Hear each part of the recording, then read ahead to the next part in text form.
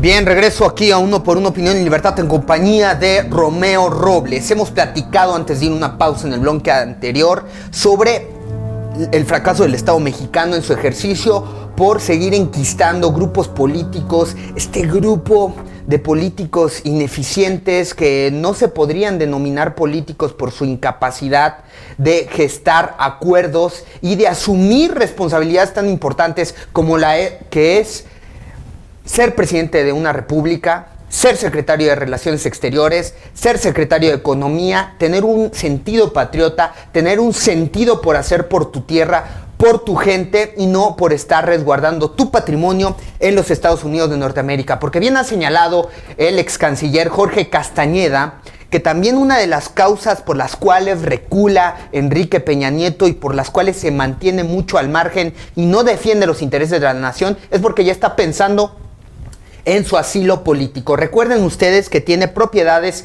en los Estados Unidos de Norteamérica. Si él tiene un conflicto a nivel personal con el presidente en turno de ahí, pues puede perder muchas de estas grandes gratificaciones. Recuerden el caso de Javier Duarte, tiene propiedades en los Estados Unidos. Todos los políticos mexicanos Ricardo Anaya tienen propiedad, vive allá su familia de Ricardo Anaya, tienen familia en los Estados Unidos. ¿Ustedes creen que van a arriesgar ese pellejo de su dinero que esté en otro país por el de esta tierra? Han preferido estar allá para resguardarse en la paz social que sí tienen en los Estados Unidos. Tenemos 20 gobernadores, si no me equivoco, con problemas judiciales, muchos emanados del PRI. Tenemos el problema de estas, hablabas del problema de salud pública, el caso de Javier Duarte, César Duarte, que dieron tratamientos ficticios a niños con cáncer. Y Donald Trump, estoy diciendo todo esto porque Donald Trump se atreve a hacer tales declaraciones porque sabe que nuestro presidente no tiene respaldo social y que los partidos políticos carecen de respaldo social. Hoy los partidos políticos llaman a una unidad nacional cuando el juego perverso de esta supuesta democracia, que es más bien una representación de la burguesía mexicana, ha sido que los partidos políticos se han dedicado toda esta historia reciente a dividir a la población y a confrontarlos. Ellos han dividido a la sociedad mexicana porque es o ellos o el fuego. Ellos no buscan consensar, no buscan la armonía en el funcionamiento de la sociedad y ahora piden cínicamente que haya unidad y que cerremos filas en torno a un presidente que nadie lo eligió. Sí, o sea, bueno, te refieres al pacto por Peña, ¿no? Que Exacto. Empezó a surgir en las redes sociales. Es una desgracia estas pronunciamientos. Sí, es una vergüenza, o sea, es una vergüenza que a un presidente que efectivamente no tiene ninguna legitimidad ni mandato, porque ganó con un 38% de entrada, nos pidan que nos unamos después de Ayotzinapa, después de lo que ha pasado con 192,000 muertos en estos últimos años, 66,000 tan solo de crímenes dolosos. Más oye, el número de desaparecidos, etc. Ahorita que hablábamos de la figura del Estado y de su fracaso, el caso de Ayotzinapa es justamente el caso más revelador. Exacto. Sí, es el simbolismo de este Estado fallido. Maquillaron, ¿no?, toda la información para resguardar jurídicamente al Estado. Es un gobierno que cree que todo es cuestión de imagen y que todo se puede arreglar con publicidad. Se ha gastado más en publicidad que lo que se ha gastado en programas de ayuda social. Este gobierno es un gobierno que cree que todo es nada más apariencia, ¿no? Y irónicamente creo que en eso se parece mucho a Estados Unidos al gobierno actual, ¿no? O sea, el gobierno de Trump es un gobierno que también le preocupan mucho las apariencias. E insisto, allí existe su debilidad es aparente. Su ego tan sobreinflado, su maquillaje, ¿no? El hecho de que sea una persona de color naranja, por tanto bronceado artificial, habla de sus inseguridades profundas. Yo creo que también Peña Nieto evidentemente es un ser extremadamente inseguro y sí, también está agarrado por el gobierno de Estados Unidos, eso es verdad. Yo creo que en ese momento, o sea, definitivamente... O sea, por culpa de las transnacionales y presiones internacionales de otros países, México dejó de producir el petróleo aquí. Sí. Si no, tendríamos precios competitivos. Sí, o sea, tendríamos que mandarlo maquilar al extranjero. Pero ese era el mensaje, ¿no? O sea, de las élites nacionales y de la clase media alta del país y de mucha parte de la clase media, todavía hace 5 años, ¿no? Que estas reformas iban a mejorar el país. Y la gente se enojaba. O sea, hay que recordar realmente por qué regresó Peña Nieto y el PRI. Porque ellos sí saben gobernar. Ese era el tema. Ellos sí saben negociar también. Sí. Ahora que estamos en esta situación donde evidentemente dimos nuestra soberanía, ¿no? Nos vendimos al mejor postor. Y de la peor manera, porque ni siquiera nos conviene en términos monetarios. Sí, evidentemente estamos en una fase donde todos estos proyectos neoliberales no funcionan. Y ya no cabe duda que no funcionan. O sea, el que defienda eso es una persona que vive en cualquier Pues otro entonces le tienes planeta. que dar ese crédito a Donald Trump. ¿Cuál crédito? Ese que ya no funciona el neoliberalismo. Es verdad. Él está apostando al proteccionismo. Sí. Pero, o sea, no, él está apostando Y está revelando que ese fracasó. Al capitalismo salvaje de Estados Unidos de 1950. Él está apostando a un sueño americano basado en esa década, donde eran los dueños del petróleo internacional, donde eran dueños de la política exterior, donde eran dueños militarmente, culturalmente, etc. Hoy, que el poder americano está puesto a prueba por China, por Rusia, por mismo Europa. Está ejerciendo las competencias jurídicas del Estado, Donald Trump. Sí, pero Estados Unidos... Aunque sean las formas muy agresivas, pero... Estados Unidos siempre ha sido el país más proteccionista del mundo. A pesar de su agenda neoliberal. Y esto es verdad, o sea, esto lo puedes ir a analizar en su historia, es verdad, lo mismo que lo fue Reino Unido en su tiempo, lo mismo que lo ha sido Francia. ¿Cuántos bancos mexicanos hay en Estados Unidos? O sea, ¿cuántos bancos del mundo hay en Estados Unidos? Dentro de la definición pura del Estado, del ejercicio del Estado, no puedes permitir que no haya contribuyentes, no puedes permitir que haya personajes que estén influyendo en la economía nacional fuera del marco del Estado. Y eso es lo que está haciendo Trump. Sí. Les van a pagar. Pero no. Y necesito que estén acreditados. Sí, o sea, pero de todos modos, digo... está expandiendo el ejercicio Donald del Trump, Estado. al final, no, o sea, sí está expandiendo el ejercicio del Estado, pero eso ya viene pasando durante los últimos presidentes. O sea, particularmente desde Kennedy. Entonces está desarrollando un proyecto que ya venía. Sí, o sea, también hay que recordar que no todos los presidentes de Estados Unidos son... O sea, no podemos ser tan reduccionistas y decir, todos son buenos o todos son malos. O, no. Este es bueno, esto es malo. No, por eso yo decía, nunca exterior, hemos sido socios. No, o sea, en política exterior casi todos los presidentes americanos nos han mantenido subyugados a este país. Todos. Desde el más liberal. Incluso Franklin Delano Roosevelt, que fue más moderado con nosotros. Mira, el pensamiento del gobernante mexicano es: nosotros vamos a apoyar a nuestros migrantes mexicanos que se vayan, estén sin papeles allá y contribuyan a esa economía en vez de ver por nuestro territorio y que nuestro territorio acoja y dé dignidad nos hemos dado a la tarea de desarrollarnos en México. Existe el ejemplo paradigmático de Corea del Sur. En 1950 era más pobre que Mozambique o que Gambia. Países en África, ¿no? Subdesarrollados, pobres. Hoy son más ricos que Suiza. Hoy es una de las economías más ricas del mundo. Corea del Sur hoy puede comerciar con China, la Unión Europea y Estados Unidos al mismo tiempo. Enemigos mutuos en comercio, ¿no? En muchos sentidos. Es el único país que lo puede hacer. Es un país que en menos de 30, 40 años, de 1970 para acá, se volvió uno de los países más ricos que han existido en la historia de la humanidad. Lo mismo pasó con un país como Arabia Saudita. Bien. Otro como los Emiratos Árabes Unidos. ¿Por qué? Como China también. ¿Por qué? Porque no siguieron los designios del Fondo Monetario Internacional y de Estados Unidos. ¿Por qué? Porque se atrevieron a ser precisamente proteccionistas. China le exporta a todo el mundo. ¿Cuántas empresas mexicanas, cuántas empresas extranjeras? Ni Facebook pudo tener éxito en China. ¿Por qué? Porque entienden que tienen que jugar el juego así. Todos los países que se han desarrollado en el mundo han sido proteccionistas. Primero desarrollan su economía local, se vuelven competitivos, exportan a todo el mundo, tratan de dominar los mercados internacionales. México perdió todo. No, México nunca intentó competir por entrar a otros mercados en el mundo. No. O sea, por ejemplo, al mismo tiempo que surgió porque no nos dan la libertad para Coca-Cola emprender. Company, en México surgían refresqueras también, ¿no? Como Boeing, Caballito, etc. Nunca se volvieron una empresa multinacional como Coca-Cola. Porque el Estado debería ser defensor de la economía interna. Y de nuestros empresarios no internos. de la externa. Y también el empresario mexicano ha fallado porque no ha tenido la ambición de internacionalizarse. No ha tenido la ambición real, ni la convicción, ni la autoestima de proyectar sus ambiciones al mundo.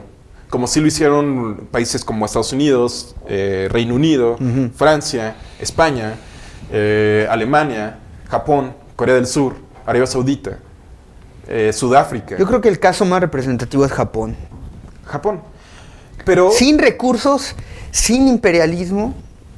bueno, tuvieron imperialismo y fue un imperio. país colonizador también.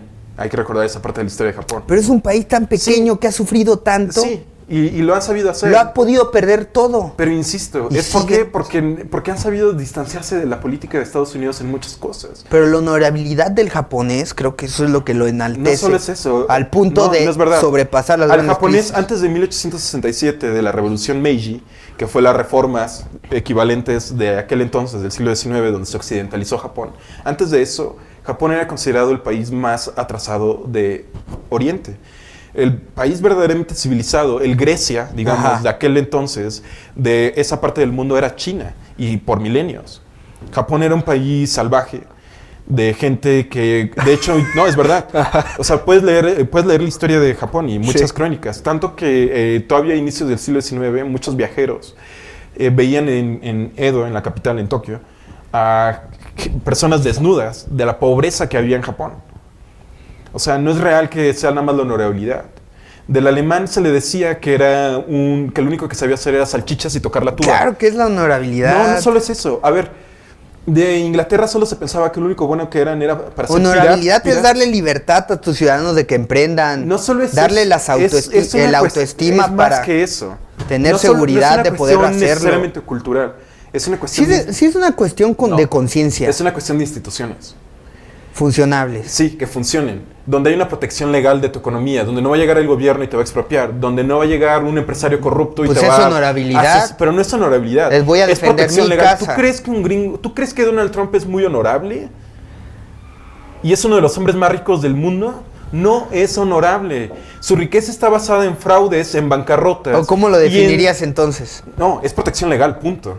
Tu honor no equivale para nada. Ok. Trump se hizo famoso en los 80s por ser una persona no honorable, por demandar a todos. Pero Es más, está demandado La por la cuestión Secretaría- legal por se el, basa por el sistema de justicia americano está en la demandado Donald justicia. Trump. Sí, está demandado justicia es Donald honor. Trump por discriminar en sus edificios la entrada a ciudadanos americanos negros. Bueno, pero ahí nos estamos Él metiendo hizo fraude. en un sistema No. que construyó Estados Unidos Por para eso. elegir a sus representantes. Donald A lo Trump que lo yo voy, supo jugar. a lo que yo voy es, y ganó. no es una cuestión de honorabilidad lo que hace que un país sea exitoso, no, es una cuestión de instituciones. Ok, y Es nosotros una no cuestión- tenemos. No tenemos instituciones funcionales. O sea, por ejemplo, de las pocas que quedaban, Bueno. Secretaría de Relaciones Exteriores, aún con Patricia Espinosa era la exsecretaria, con Calderón, aún con Calderón funcionaba muchísimo mejor que lo que funcionó aún con Jorge Castañeda como canciller, funcionó mucho mejor esa institución que lo que funciona ahora. Ajá. La Secretaría de Economía también funcionó muchísimo mejor en años anteriores que lo que Ve funcionó cómo ahora. aborda El Banco de México, José Antonio etcétera. Mita, actual secretario de Hacienda, el tema de Trump. Sí, sí. Vamos a dialogar, vamos a dialogar. ¿Por qué? vamos a Porque dialogar. son personas que vienen estudiados. Si dijiste que no va al A ver, muro, ellos vienen estudiados de universidades americanas como Princeton, Yale, Harvard. MIT, ¿no? Universidad de Chicago. Vas- Todos, Ajá. todo lo que aprenden allá lo toman como si fuera la palabra emanada de Dios. No pueden cuestionarlo, no tienen iniciativa Exacto. propia, son mecánicos en su pensamiento, son autómatas, son robots, no tienen iniciativa propia. No y son ya pa- desde ahí están aceptando la supremacía blanca. Sí, y la Ellos me supremacía, van a decir y cómo la supremacía funciona la ideológica democracia. de la economía estadounidense, ¿no? Donde la Universidad de Chicago, por ejemplo, de la que se gradúa Carstens, y Y se donde ha- enseñaba Milton Friedman, se han te enseña empecinado- que exacto. tienes que abrir tu economía, ¿no? Ah. Y que cuando Estados Unidos, ¿cuándo ha abierto la economía, su economía, a productos mexicanos realmente? Hasta muy recientemente. Y ni siquiera son productos mexicanos, son productos de ellos que se los volvemos a vender. Y ya. Aunque dicen que esa es la vía para desestabilizar a Trump y recomponer las relaciones. La vía para desestabilizar Destruir a Trump, sus bases, donde la vía de los desestabilizar a Trump es dejarlo que los- actúe. Él solo se va a desestabilizar. principales proveedores de los partidos demócratas y republicanos, pues tienen... Hoy ese país está en su peor crisis política de su historia. Hoy Estados Unidos está más vulnerable que nunca. O sea, entonces es lo que no es más sencillo no es más hacerle sencillo, ver a Trump simplemente que se ha él equivocado. No tenemos que hacerle ver a él nada.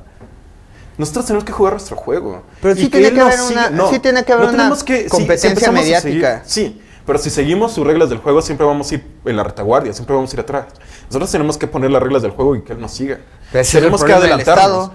Es el problema del gobierno mexicano. Bueno, yo nada más finalizaría enunciando lo que acaba de acontecer, donde la nueva embajadora de los Estados Unidos de Norteamérica, Nikki Haley, dijo a sus socios que no le den,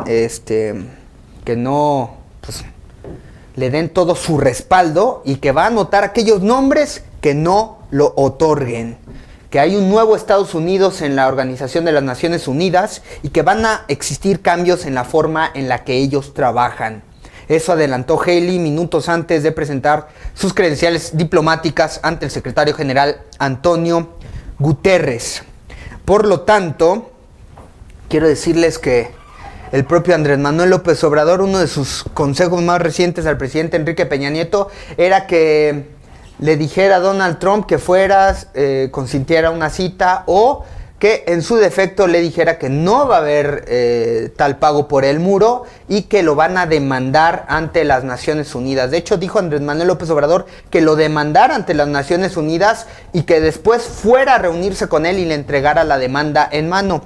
Que me parece una idea políticamente viable, buena para rescatar la dignidad.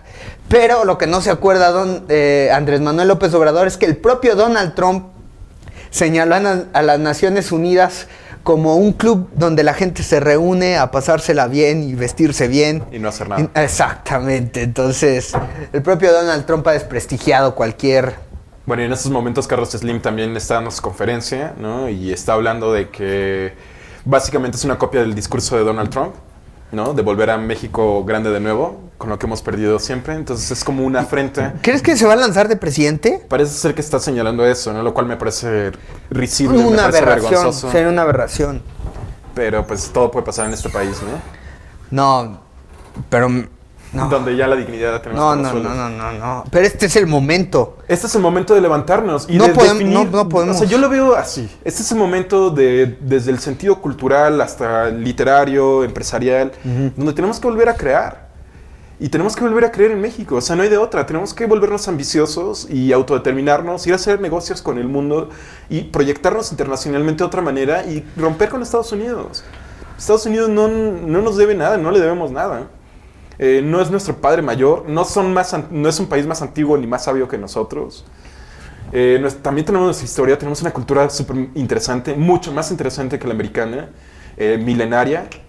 Hay que respetarla, hay que hacerla valer, hay que empezarnos a autodeterminar, sentir orgullo por lo que somos, dejar de consumir tanta cultura y producto americano.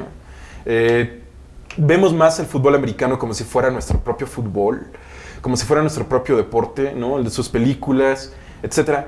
Yo creo que ya es momento de empezar a voltear al resto del mundo, no solo Estados Unidos, y aprender del mundo, aprender de nosotros, crear internamente, volvernos líderes para Latinoamérica, que Latinoamérica nos voltee a ver como el gigante que somos, asumir el liderazgo, asociarnos con ellos diplomáticamente si no se puede comercialmente, y empezarnos a proyectar en el mundo. O sea, claro, somos la 15ª economía del mundo, hay que ponerla a trabajar. Y ese es el lado positivo de lo que ha hecho Trump, reflejarnos en la situación en la que estábamos, el consenso, el consumo exterior que estábamos haciendo, los errores que estábamos cometiendo. Dejen de ir a San Antonio a comprar.